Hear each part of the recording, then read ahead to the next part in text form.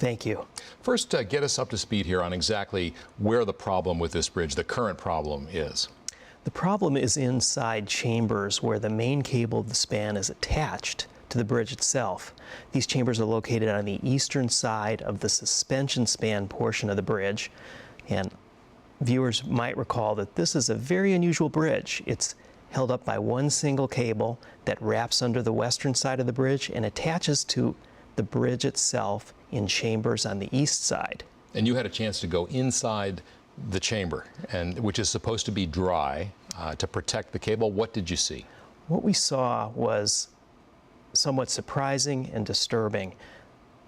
Very obvious signs of corrosion in several locations, including on the strands of the main cable themselves, on the sockets, the devices that they attach to inside these chambers, and on the anchor rods, which are the high-strength steel rods that connect the main cable to the bridge. These are all critical components. These are critical components that are integral to the structural stability of the span. If they are damaged or have problems or experience corrosion-related cracking, that is a serious structural problem. And when you say you saw rust, it was like orangish kind of rust that we would see on metal? Yeah, we saw rust that was self-evidently rust, like steel rust you see on any sort of steel object that's been exposed to water.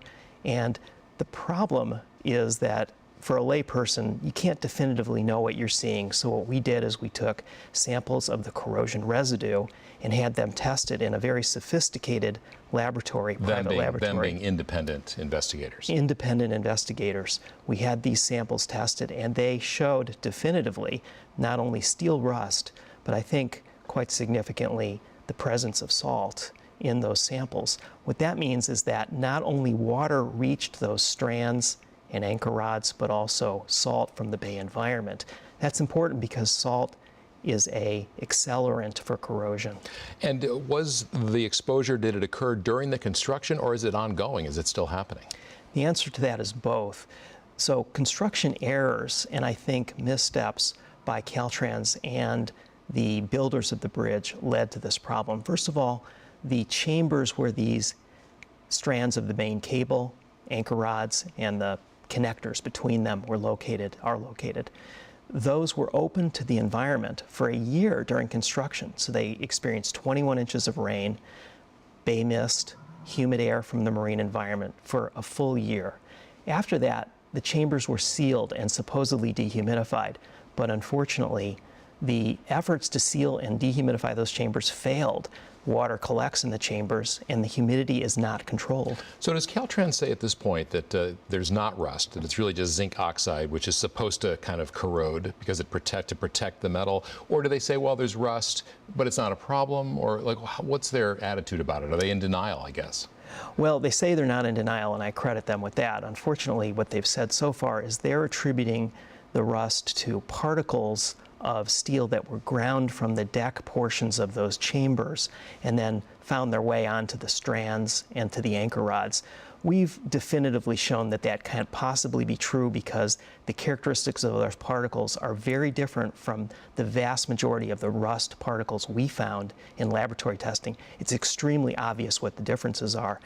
Now, I think what the next obvious step is for them to have an independent examination, much more thorough than we were able to do, to see the extent of the problem. You drive over this bridge all the time. You drove over it today to come here. What goes through your mind when you cross that bridge? Well, I feel like a lucky person. I don't think I'm going to be on that bridge when the big one hits.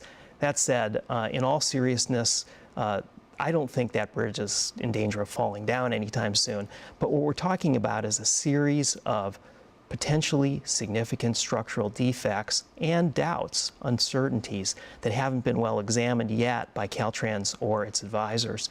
Until those defects and those uncertainties are examined carefully and some work is put in to see whether remediation might be necessary, I think everyone in the Bay Area should take the stability of that structure, that $6.5 billion bridge, with some reservation and concern. And the concern, of course, we may not know for sure until that big one hits. True enough, but what we do know is that visible rust and corrosion on these critical areas can be examined and can be fixed if it is serious. All right, Charles Pillar from the Sacramento Bee, thank you so much. Thank you, Scott.